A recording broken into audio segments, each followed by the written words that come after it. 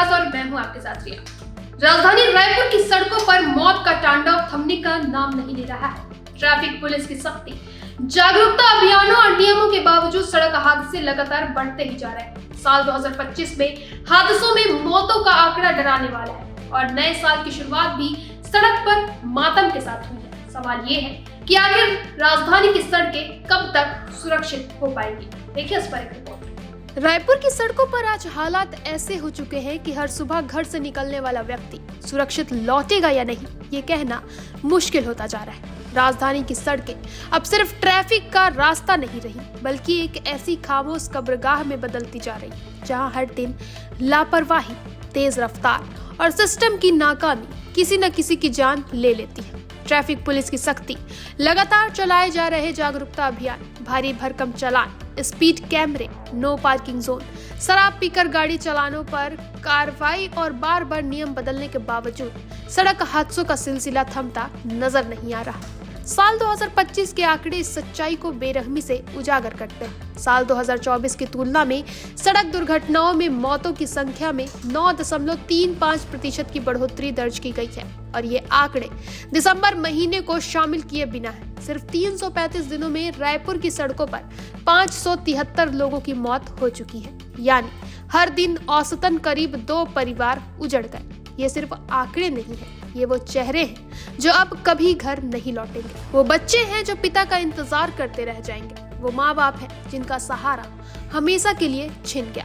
इसी अवधि में राजधानी में 1900 से अधिक सड़क दुर्घटनाएं दर्ज की गई, जिनमें 1292 लोग गंभीर रूप से घायल हुए। कई ऐसे भी हैं जो जिंदगी भर के लिए अपाहिज हो गए।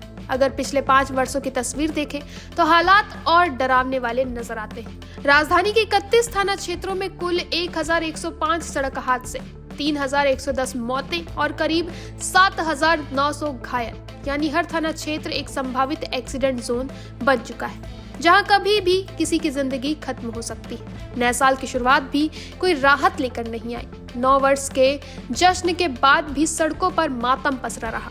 गुढ़ियारी थाना क्षेत्र में अलग अलग हादसों में 2 लोगों की मौत ने साल 2026 की शुरुआत को ही खून से रंग दिया। रिंग रोड पर तेज रफ्तार ट्रक ने मोपेड सवार 50 वर्षीय महेंद्र मड़ामे को इस कदर कुचला कि मौके पर ही उनकी मौत हो गई। वहीं कोटा रोड पर 2 बाइक की टक्कर में 24 वर्षीय कुमार साहू की जान चली गई। ये हादसे सिर्फ दुर्घटनाएं नहीं है, ये इस बात का सबूत है कि रफ्तार पर कोई नियंत्रण नहीं है। राजधानी की सबसे सुरक्षित माने जाने वाली तेली बांधा वीआईपी रोड पर भी हालात अलग नहीं है। यहाँ तेज रफ्तार बोलेरो ने पहले एक कार को टक्कर मारी और फिर ई रिक्शा को जोरदार टक्कर मार दी, जिससे ई रिक्शा चालक का पैर कट गया और वह जिंदगी और मौत के बीच झूल रहा है।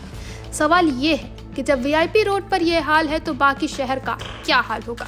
वहीं पुलिस और प्रशासन के लिए यह स्थिति एक बड़ी चुनौती बन चुकी है। शहर के भीतर हो या आउटर इलाके, हर जगह तेज रफ्तार, शराब पीकर ड्राइविंग, बिना हेलमेट, बिना सीट बेल्ट, गलत साइड ड्राइविंग और नियमों की खुली अवहेलना देखने को मिलती है। जागरूकता अभियान पोस्टर और नारों तक सीमित नजर आते हैं, जबकि सड़क पर उतरते ही लोग जिम्मेदारी भूल जाते हैं। एक्सीडेंट के बाद कुछ देर के लिए सख्ती तो होती है, फिर सब कुछ पहले जैसा हो जाता है। सवाल उठता है कि क्या सिर्फ चालान और पुलिस कार्रवाई से सड़कें सुरक्षित हो जाएंगी, या फिर हमें अपनी सोच, आदत और व्यवहार बदलने की जरूरत है। सड़क की सड़कें सिस्टम की असफलता और सामाजिक लापरवाही की तस्वीर बन चुकी है। हर हादसे एक चेतावनी है, हर मौत एक सवाल कि आखिर कब तक सड़कों पर यूं ही जिंदगियां जाती रहेंगी और हम सिर्फ आंकड़े ही गिनते रहेंगे।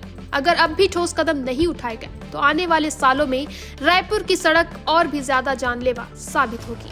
लगातार बढ़ते सड़क हादसे सिर्फ आंकड़े नहीं बल्कि सिस्टम और हमारी लापरवाही की सच्चाई है। जब तक नियमों का पालन कागजों से निकलकर सड़कों पर नहीं उतरेगा, तब तक हादसों का यह सिलसिला यूं ही चलता जाएगा। फिलहाल इतना ही। आगे के अपडेट्स के लिए बने रहें निशानेबाज पर।